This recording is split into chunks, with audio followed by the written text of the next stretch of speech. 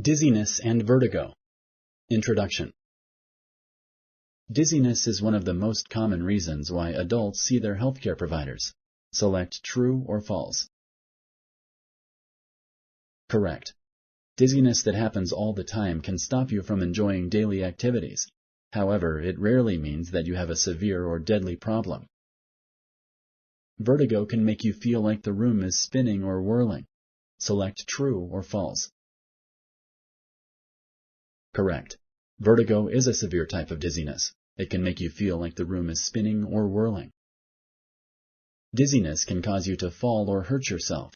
Select true or false. Correct. Talk to your healthcare provider if you have dizziness and you do not know why. Which of these could cause dizziness?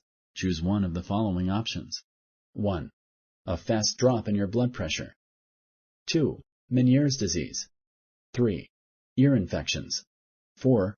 All of the above. Correct. There are many causes of dizziness.